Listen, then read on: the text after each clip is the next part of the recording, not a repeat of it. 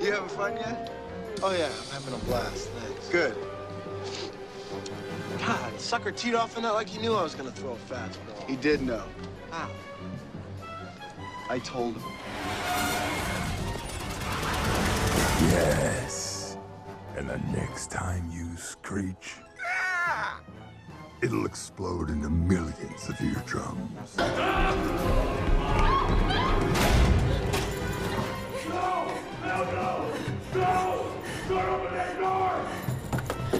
Just so you understand, right now, out there on your own, your life expectancy is like here. With me, it's here. Without me, here. With me, without me. With me, without me. Just however many times it takes, pump it, then you're in the water and off you go. Oh, Hi. ouch. That was, I believe, Academy Award winner Tom Hanks being beaten about the head nest and check area. Yes. I don't know a lot of people who want to do that. There are a lot of actors who, like, not that I have anything against him, but I hear that lots of people would like to do that to Russell Crowe. Really? Well, you know, if we can get a Nice Guys 2, that might just happen. Hi, I'm Mark. And I'm Tom. And we are the Cinemaniacs. So this is a week where we have a single sheet with very few Zoom titles in, on it. And there are 5 of them. We may or may not have even seen all the titles. So it's a drawer. Lee, hi, Lee. So no rush. No rush this week. That's true.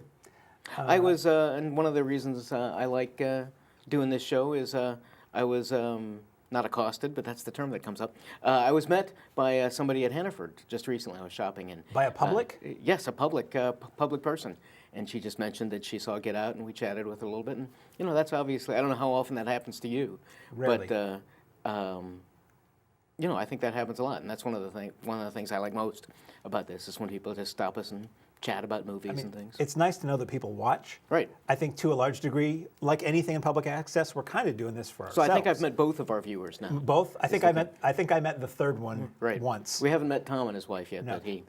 And I rarely, leave the house. I'm either at home That's watching true. movies, in or the at car, the Alamo, or at your or in the theaters. So unless I see somebody in the theater who has Right. watched the program, which is rare, not a lot of that for me. We do. I'll take this moment to mention. So we do have a Facebook page for the Cinemaniacs now, where I will post episodes of our program or relevant things regarding film or news. And can or they include screenings. the trailers there now or not? Well, I Because- post these episodes to YouTube, which might be how you're watching this now. For YouTube, I have to take the trailers out Right, I because know it gets that. flagged for copyright. That's what I post on Facebook. So if I was very that ambitious, version, I okay. could post all the trailers in the comments. Right. I'm not that ambitious. I just post it on there. And some people watch it that way. So just so you know. Do some work. We do this. We do all of this every week. Exactly. You jump in and do some work. He does far more than me. So should we get to talking about the movies that Eventually. we might have seen, and then we'll talk about other stuff when we're done with that, Okay. with the last 40 minutes of the program? I can deal with that. Would you like to begin? I'll be glad to if you like. Please. Steven Spielberg is back. Not quite sure why. We'll discuss this later. It doesn't seem to be his type of material. But in the not too distant future, society has just really kind of gone to hell, which seems to be the dystopian view of science fiction. And how can you get away from all of the destitution and no food and people dying all over the place? Well, one guy came up with a great solution, and he created a virtual reality world called the Oasis. Well, if you're a young guy, a young kid who wants to save the world and also happen to get maybe like $500 billion, you better be ready, player one. Seated at refreshment counter, treat the family. So, You want me to start? sure. Oh, I'll start. So this is a film based on a book of the same name that a lot of people liked. Loved it. You read it, you loved it. I know people who read it and liked it. I know people who read it and thought it was terrible. So there's Really? all kinds of opinions Interesting. swirling around this film. A lot of people I saw online ahead of this film were getting super excited because, oh, the DeLorean's in it. Oh, you can see Freddy. Oh, you can see Jason. Oh my God, the Jurassic Park thing is in it. And I'm just like, so you know what else Freddy is in? About 6 2-hour movies. And there's one point in the movie where there's an auto race with all these like famous cars and things. And at one point for like half a second or 2 seconds, you see the '66 Batmobile. Yeah, the Batmobile, And in my yeah. head, I'm like, so what? Why? I'm not excited about this. And it's like, there were a lot of people going into this who were super excited because characters they like from other media are going to be in this. Join me. And I'm like, I'm one of them. but why? Because in the film, you see them for like a fraction of a second. Right. And my whole thing is, well, you know, if you want the 66 Batmobile, there are about 60 30-minute episodes of a TV show that are great you can watch, as opposed to it goes by on the screen in this movie. So I don't understand why so many people were excited about that in this film. The whole idea of the film is everybody spends all of their time in this virtual reality world where there are games and social interactions and all sorts of other things. And you read the book, so tell me if I'm right. Because I'm watching this and I'm like, why?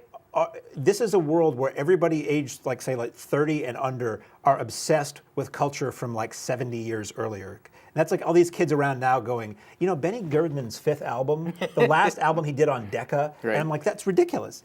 Apparently the idea is that this mad genius created this world. Right. He was obsessed with the 80s. Yes. And everybody, in order to love this world, immerses themselves in that culture.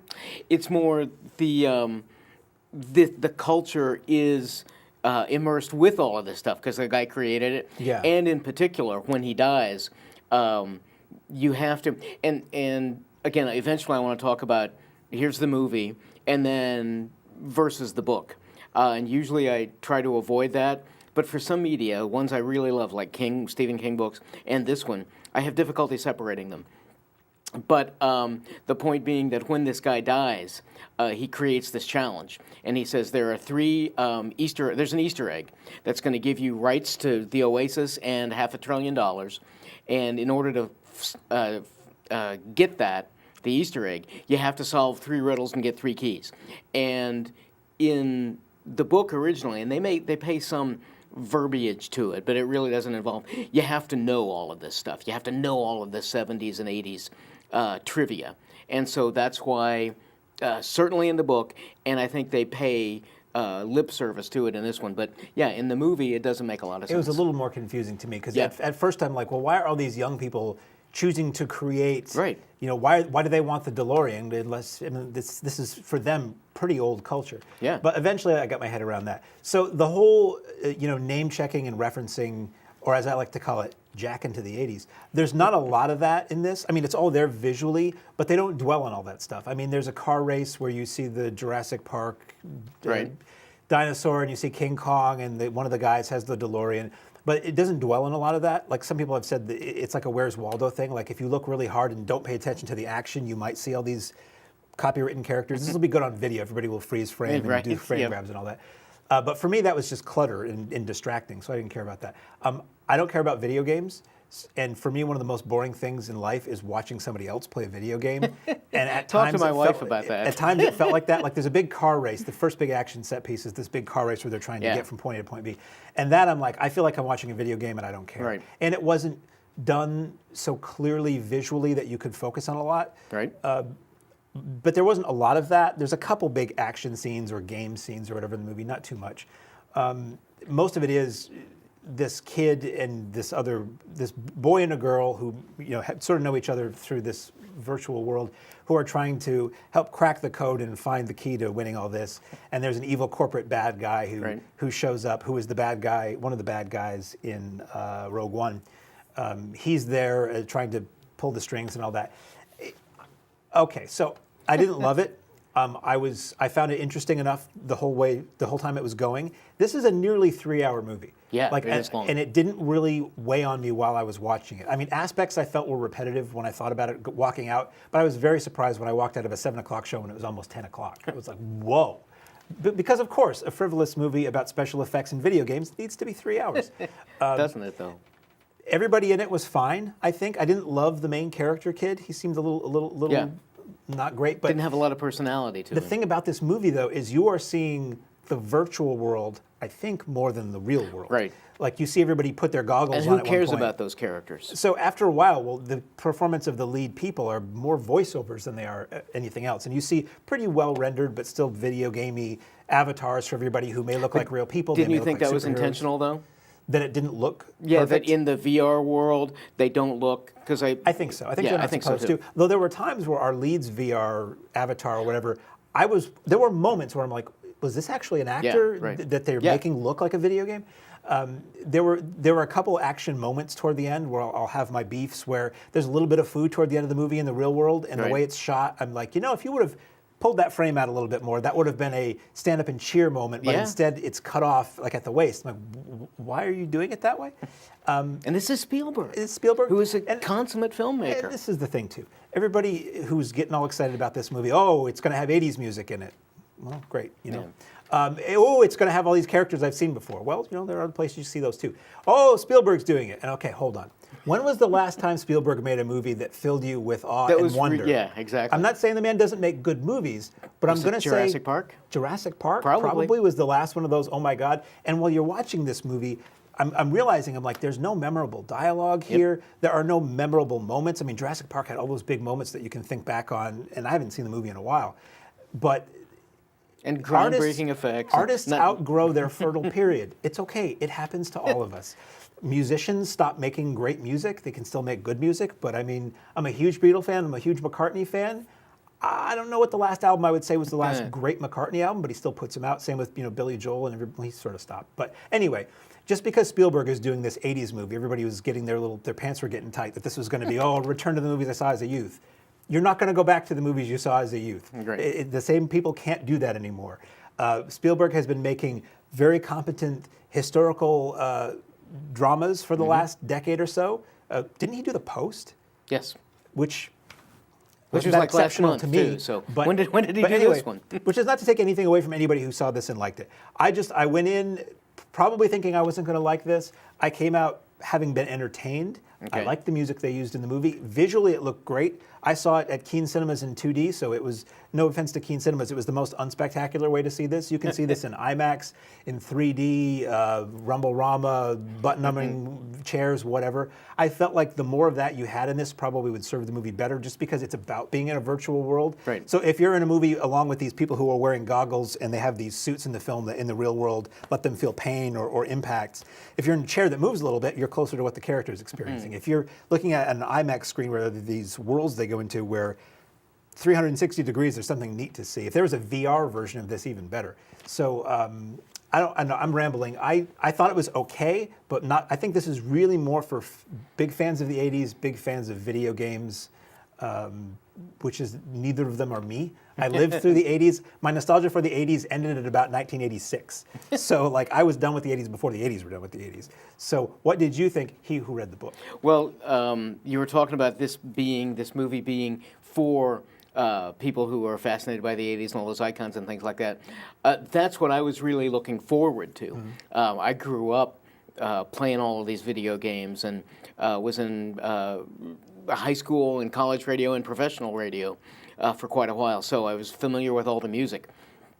And when I read this book, and I'll separate my comments from the book, but I think anytime you have a movie that's based on something, you have the right to compare them. Now, obviously, as you know perfectly well, one script page tends to be about a minute. Most movies are 2 hours, that's 120. This one is certainly longer than that. But it's not 400 pages as a regular book, and so you're going to have to lose some things. But what I loved about the book were exactly all of those cute references and the times they spent getting each of the keys in the book. And visually, this is going to be probably pretty boring. For instance, the second key, I think it's the second or third key, which is part of trying to get to the Easter egg, which wins you everything. You have to play Joust. And they spend 20, 30 pages, maybe 20 pages, on all of these characters playing Joust. I'm not crazy about the Joust game. Wasn't one of my favorites, but it was fun in there. Now, I think you're immediately alienating 95% of your audience if you have 5 minutes of playing Joust. And so, but they got rid of all of those things that I thought made the book really noteworthy for fans of the 70s and 80s. You think it was the typical trying to appeal to everybody possible by I think it was broadening it? Possibly. Dumbing it down is so if I'm just looking at the movie, it was okay. Pretty run-of-the-mill. I'm trying to wonder why Spielberg certainly directed this or even was involved with it, and my gut reaction is his grandchildren liked it or something like that, because I don't feel he had any real sense of what the characters are going on. I didn't think the characters were that well drawn. I thought this was very average, like a 5 or a 6 on a scale of 10. The corporate bad guys I never felt any threat. Two things, and you already made reference to one of these. I never felt any threat to the characters, not like I expected them, because and also you're talking about probably 60% of the film takes place in this virtual world, and I didn't care about any of the virtual characters. So when we get back to the real world, and also I thought the lead actress was better than the lead actor. You talk about him not having, I didn't think they were all that good. There was nobody to cheer for, nobody to root for, because we didn't spend any time with them. Now, in comparison to the book was much, it's not dark, it's not an evil, but it was much more serious. We have 5 main characters. We have Wade and his girlfriend, and then 3 other characters who are players in the game. One of them dies. And this one didn't, and I'm like, oh, so it's all going to be nice and sweet and everything like that. In the book, the evil corporation that's trying to take over the Oasis is much, much more serious and grim, and I just missed some of that. So in looking at the film, it's a lightweight little romp. Okay, fine. In comparison to the book, I didn't think it did the book any benefit. Really didn't even reflect that much. You start out with, you're talking about this huge race that doesn't play any real sense. It doesn't introduce the characters all that well. I hate to keep comparing it to the book, but the two different media. This will be my last comment on this one. You talk about our lead character Wade falling in love with a girl, which he did. For 2/3 of the story, the book, she doesn't like him at all, and she's against him and trying to fight against him because she has this other ulterior motive. It's a good motive. It's to win the Oasis and benefit the world. But she doesn't cooperate with him, and she's not nice to him at all. And I thought that added a nice little edge. And here they fall in love, like the second scene that they meet, and it's all hunky-dory. I just had issues with, whether I'd read the book or not, I had issues with it being really kind of lightweight and fluffy, as opposed to, and with all of here's my primary gripe with it, and this is just on the basis of the film. I'm not referring to the book itself necessarily, but you'd made reference to not liking or being distracted by all the little references. That's what I wanted. I went to this, well, it's going to be so great, we'll see this. There's this huge battle scene at the end where our 5 characters take arms against the big evil corporation, and they're hoping everybody else will come help them, which obviously eventually they do. No spoiler, really. But you had so much. Why isn't Stan Lee running in there just from, not that it's a Marvel movie, but why don't I see, because it's Spielberg, and Lucas, so Lucas is involved as well. You have so many movies you could make reference to in television shows, just to have those little characters in there that'll be fun on the freeze frames. And that's what I went to see, and I didn't get it. So now, you saw this in IMAX? Yes. Not 3D, IMAX 2D? Correct.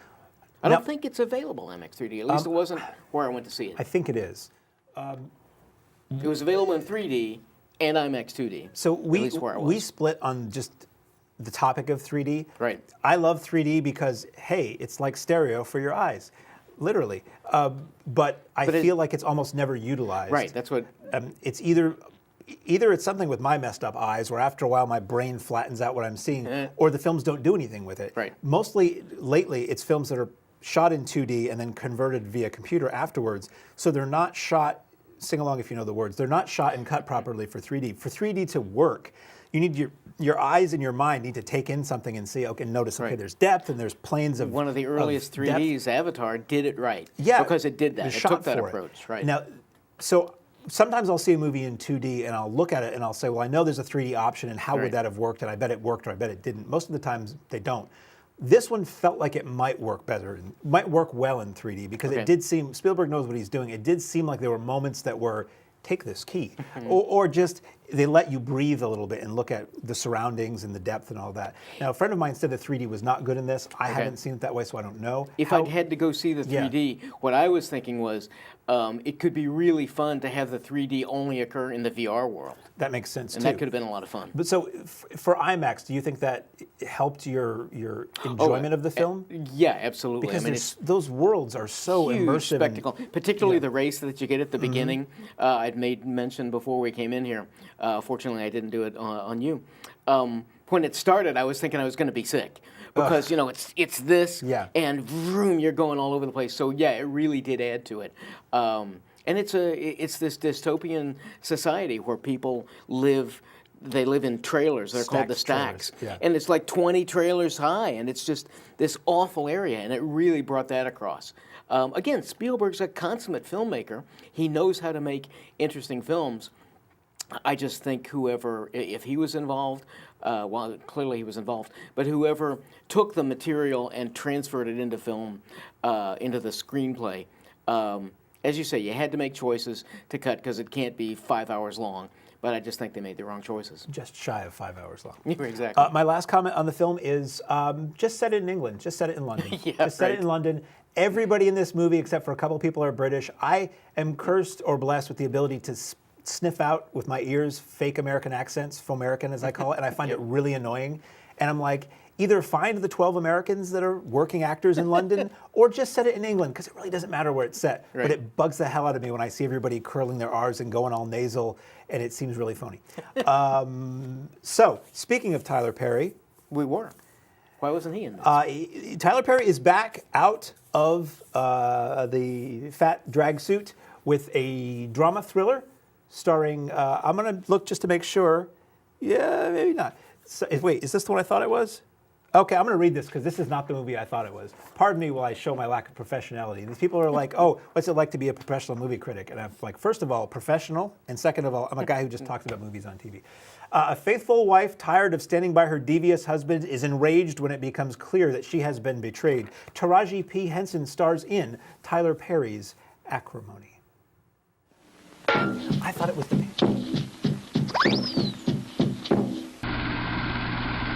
He knows every damn breath in his body. Taraji P. Henson and Tyler Perry and the entire company behind Tyler Perry's Acrimony. An apology because we didn't see it. I saw it. Oh, you did? Yes. Oh, I'm sorry. I'm so confused. Okay, so there's this other movie that's out now. I'm going to sell this other movie. We have time. Okay. There's this other movie that's out now that's like Panic Room in reverse, where a woman and her kids go to a house, and it's all like super high tech. Blast shields come down over the windows, and she gets trapped outside while her kids are kidnapped inside with bad guys, and she has to fight to get them out. That's what I thought this all was. So I'm completely confused. So stay tuned to the Cinemaniacs for that. I want to see in a couple that weeks. I'll let Tom talk about a movie that he saw, and yes. Yes. Again, one of the things Tyler Perry, I like his Medeas. Everybody, if you're familiar with the show, I enjoy those. I think he's a really fine filmmaker. This had a lot of tension, was very well directed, performances were solid. Now, we've seen the story over and over again. Wife, as you said, wife finds out that her hubby's been playing around on her and she's not going to take it anymore. So in many respects, this is kind of timely, perhaps.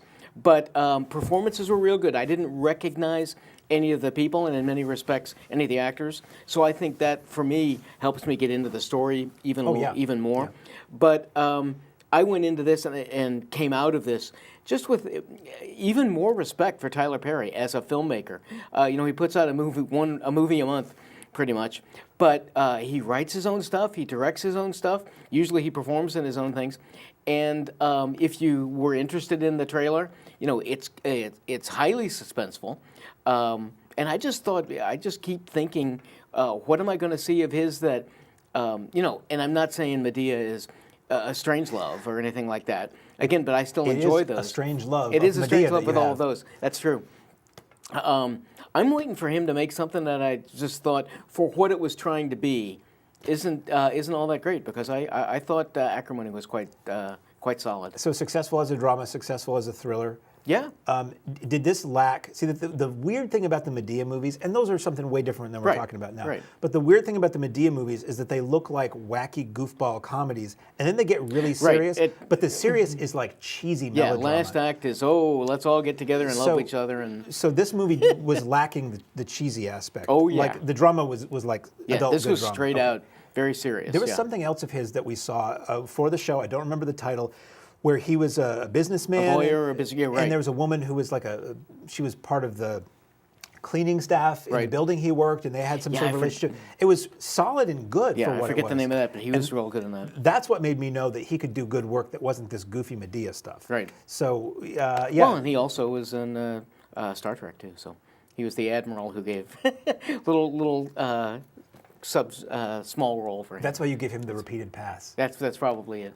I don't know. That's why you treat him as though he walks a higher path of purpose. Right. Well, exactly. I mean, and his concern, Tyler's concern, will segue into this, is if you do end up making a bad movie, who can you blame or who can you ask for help? You always kind of have to wonder whether or not there's a deity up there with all the trouble and issues we have in society today. You can see the first one, you can see the second one, but now. If you're the priest whose local community theater, I was going to say theater, so that might tell you my view on religion. Sorry about that, it's not true. But whose church is burned down by horrible people in the neighborhood, what are you going to do? Who are you going to call? You have to find out that God's not dead 3 times over because he's going to give you a light in the darkness.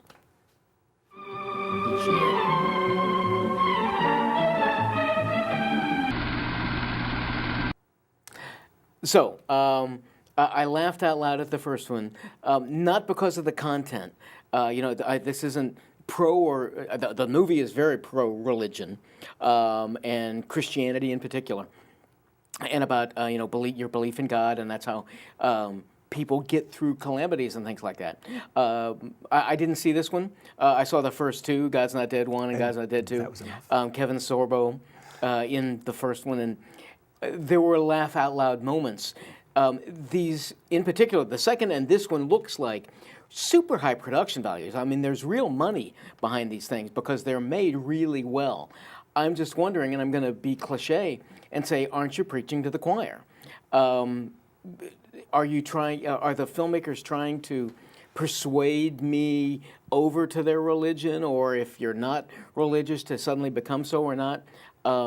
I'm not sure what the point is, and I certainly know who the target audience is, and I think it's people, very religious people who really cherish and value that aspect of their lives. But so I guess they go to these, and these keep making money because they keep making the movies, just to be reaffirmed in that belief. I didn't see this. As I recall, the second one was certainly better than the first. So I think they're finding that you spend a little bit more money, you get better actors. I thought the concept of this one, again, I haven't seen it, so I can't really discuss it. But interesting topic where, in many respects, if you remember The Exorcist, Father Karras's problem was that he had a question of faith.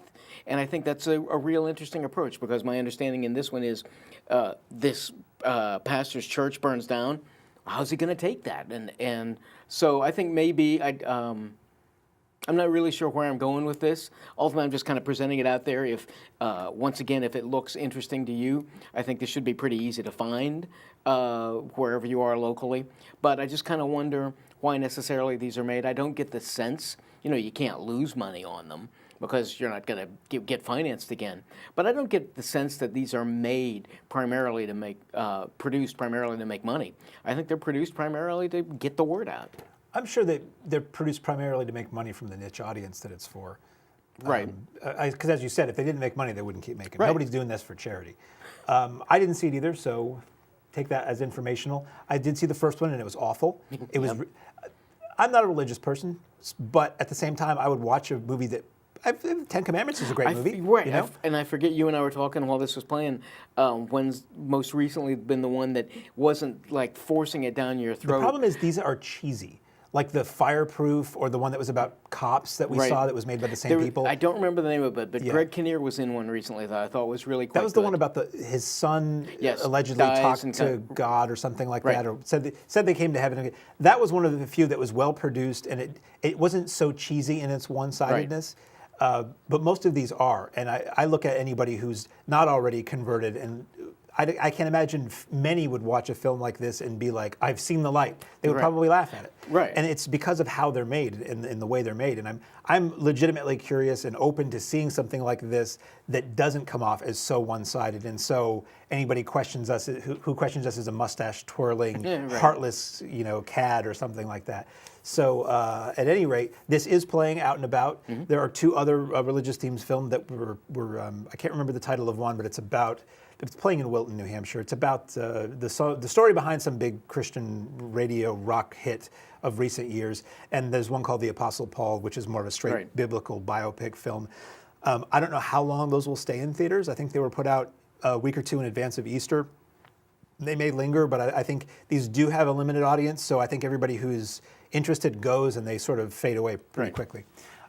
That's all that we have to discuss that we saw in theaters this week. Indeed. And we thank our friends at the Latches Theater in Brattleboro, Vermont for sponsoring our program. And we now move on to that which is available on home video on the platform format streaming service or channel of your choice. First up is, I can never remember the title of this one. Let me look. Oh yeah, that. This is a sequel. I don't know why they make sequels this far down the line to these series that nobody remembers. It's just a waste of money, but here we go again. Yeah. Luke Skywalker is back with Leia and some of the other folks from the Star Wars movie. If you've heard of those, they're old movies. More things from the 70s. What's going on? 70s stuff. They're old movies. 40 years ago? Come on. The old and the new come together as one to fight the First Order. We called it the Empire. Maybe they call it the First Order. Maybe it's the Empire. I don't know. At any rate, they promise us this is the last Jedi. That leaves you with a nice warm glow. Ooh, scary stuff, kids. So I was a huge Star Wars fan as a kid. You mean like The New Hope and the original 70s stuff? Absolutely. All this subtitles Stood and in numbers. line. Star Wars, Remember- Empire, and Jedi. Remember standing in line for 2 hours to get in? And To the original? oh, yeah. For me, it was when Return of the Jedi came out in my local theater, which was built by the same people who built Keene Cinemas. So there's a twinge of nostalgia seeing a Star Wars movie. I might even get misty thinking about it. Seeing a Star Wars movie in an auditorium that's almost identical to the one where I saw some of the original movies. When I went to see Jedi the first time, I think we had to go 3 times before the line was not all the way down the strip mall block Right, around the yeah. corner. So there's that, but like so many things, I kind of left that back there. Okay. Like, I don't obsess about Star Wars. I don't think about Star Wars. I don't want to watch the original films unless they're on the big screen. And the way Lucasfilm has it all rigged, that's never going to happen again. Right. So some weird thing where they don't want those to ever get in. They re-released them for the special editions. Why aren't those out in 4K and all that too? So They do not let those out for repertory screenings. It's insane. I thought that might change when Disney got the rights, but apparently it hasn't. Although I thought I heard they are working on big-time upgrades, 4K, nice HD releases of the originals in the original form, but we'll see. So anyway, I don't obsess about Star Wars. So when a new Star Wars movie comes out now, it's like, I'll go see that, sure. They have the trappings of the original films. You know, you have the Williams score, you have the look, the sound effects, so it feels like you're in that world It's nice to be again. home, kind of. I didn't like Force Awakens much. I mean, it was entertaining while I watched it, and it was serviceable, and it looked good. But it was a remake of Star Wars. Sure and was. I'm never not going to be mad about that. You've got the keys to the kingdom. You can go anywhere you want to go. We're just going to remake this first movie again. So my fear about this was that this was going to be a remake of Empire, which in broad strokes it is. You know, the rebellion's in tatters and the Empire is, got control of things and everybody is scattered and they all have their separate stories and they come together at the end. The end of this movie, the big battle on the planet that looks like... looks like Hoth. It looks like Hoth. Yep. They make a point to saying, oh no, it's just salt and it's red underneath. But it's giant Imperial Walker looking things against rebels in a base and it looks like snow. It's pretty much the same thing again. And it ends very much like Empire did, not to give anything away. So I was going to this thinking, okay, this is going to be Empire again. We're going to sit through. It's not that. It's different enough. The big thing about this movie is you finally get to see Luke Skywalker. Force Awakens, everybody was excited to see our trio together again, and you see Luke for like 5 seconds at the end of the movie, and you're like, what? So you see a lot more of him in this. You find out what he's been up to since we last saw him at the end of Return of the Jedi. See, I always would say Jedi, and now you can't, because there's two movies that have something Jedi. This focuses, again, this new trilogy is about setting up a younger cast that we're going to follow at least for one more movie. I really hate the whole Sid Field, I can't use the words I usually do when I talk about this stuff, but this is what you have to do to make a movie. Right. Well, maybe, but it also turns out that your movie feels like every other movie when you follow these beats all the time. The belief is that you have to, anyway. There's a lot of that in this. So we have the younger cast. It's got to be 3 movies because I can't take anything seriously unless it's divided into 3 parts. I say if you can tell it in one movie, great. If it takes 7 movies, fantastic. I get 7 movies. Don't rush it and don't stretch it out.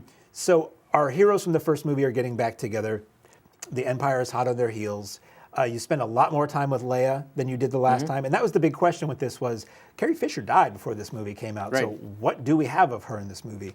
And shockingly, we have her for the full length of this movie, which I didn't think we would. Mark Hamill's in it a bit more, but a lot of folks were disappointed with what he does and doesn't do in this film. Right. And where this film leaves him at the end. You see maybe a character or two you didn't expect to see again from the old days. And so it's primarily what you have is Kylo Ren, who is the new Darth Vader pretty much, and Rey, who is the young female equivalent to Luke Skywalker. Right. And Poe, who is Han Solo. Poe, who's pretty much Han Solo, and some other minor characters that you get to see in this. The guy who was I can never remember his name. He was the star of Pacific Rim, the new Pacific Rim, and he was the stormtrooper who has stormtrooper with a heart of gold. Finn is this character. Finn, yes. So everybody goes off on little adventures, and ultimately comes together. I thought the effects in the theater when I saw them were rather good. The sound was good. There is a lightsaber battle in a throne room. A lot of people said they knew all the surprises that were coming. I didn't. So something major happens and it leads to this big fight, which to me was like the best action scene I've seen in a while in terms of hand-to-hand fisticuffs type things. It's a sort of martial arts, sword play and all of that. Shot well, shockingly. I was like, my jaw dropped. I'm like, they're showing full bodies and I'm seeing what's going on here and it's really impressive. I saw the film in 3D at the time. I don't remember it making a whole lot of use of 3D. People at home predominantly are not going to see it that way. Why are we talking about this? Nobody is going to pick up this. Maybe they will. Are you going to pick up the episode 7 out of a series and just watch it by itself? I presume you're invested in this whole Star Wars thing. I don't know how much this offers to anybody who's not seen any of the other movies, or it's certainly not the previous movie, because this just picks up, a little bit of time after where the last one left off. Right. It doesn't, thankfully, spend tons of time explaining where we've been and where we're going to go. I had fun with it. As I say with all these, I hope the next one's better. This was certainly miles better than Force Awakens for me. I hope the next chapter, the final chapter of this series, whatever it's called, is even better. In between, every year I believe we're getting these side films. Right. So we had Force Awakens, and then we had Rogue One, which took place before the original Star Wars. Now we have the Han Solo movie, directed by Ron Howard. Yep. Now, starring a young pretty boy as Han Solo. The trailers for that look fun. Yeah. Who knows what that's going to be? And then I presume that they have it planned out that we'll get these other little side projects in between all the Star Wars movies. It's Disney. They know how to make money and continue film series with Marvel. So I don't think we're going to see Star Wars movies stop until people stop going to see them. Right. But what were your thoughts on The Last Jedi? I had fun with it. It's you talk about all of the old trappings. So I love being back in the just kind of the universe of Star Wars. You got all the sets and everything like that. So that was kind of fun. I like Rey and I like Finn a lot as characters. And even though they are rehashes of old characters that we've seen, I think it opens up the story, which isn't all that unique, to the younger generation. I made a reference to earlier to the fact that my son, who is 17, knows all of the old Star Wars movies because I force him to watch them. No pun intended. But yeah, for people who maybe haven't been that familiar with it, this is an opportunity to see more stuff going on. I had problems with this. I think it's a little bit too long. I get, and it's okay to manipulate me. Movies manipulate you for emotional effect, but you play the Star Wars music, when Luke is going to raise something up, and like 15, 20 times in this movie, they play that to get me excited. And yeah, okay, the first couple times it works, but after that, it's like, here's the music again. Okay, getting kind of sick of it. I think for me, the music is one of those things that clicks me back into that mode. Like when I hear it, I do get excited because I've been conditioned. If that's all it takes, then if I'm not really interested in these characters. I kind of like Rey. She's a decent enough actress. I have issues with her accent. Why does she have this British accent? The actress was born in Indiana, but she really is a low-level Luke, and all she does is whine about, where are my parents? Where are my parents? Getting a little tired of that. They create this strange subplot with Finn and a new character named Rose that I just don't think kind of works. I find Poe annoying. He's supposed to be this flip, silly kind of Han Solo on steroids kind of guy, and he annoys me. So I didn't have anybody I really cared about except for Luke. And as you say, Luke isn't in it a whole lot. Intentionally, he's withdrawn from the Force. This isn't giving away anything. But because he thinks all these bad things could happen, he hasn't been using the Force. And because when I first saw this, no spoiler alert if you've seen the first one, but in the previous movie, Han Solo is killed. Kylo Ren kills his dad. And so the first time I saw this, and we see Luke, and Luke's like not talking to Rey and all this. Oh, leave me alone, go away. And so then there's one scene where the door busts in, Rey and Chewie come in, and they say, oh, we're going to take you back on the Falcon. And Luke says, the Falcon? Where's Han? And my immediate thought was, what? You got the Force. You don't realize any of that? So at least they answered that. So within the Star Wars world, I thought it worked okay. It's just there's nothing new. Can't you made reference to this before. You've got this entire galaxy where you can create a story. Why do you have to keep remaking stuff? I also, as a side note, watched this in 4K. Ooh, the effects do not hold up. I thought some of the effects were bad. And that's me being extra picky. I don't think most people will care. But, people like us look at those kinds of things.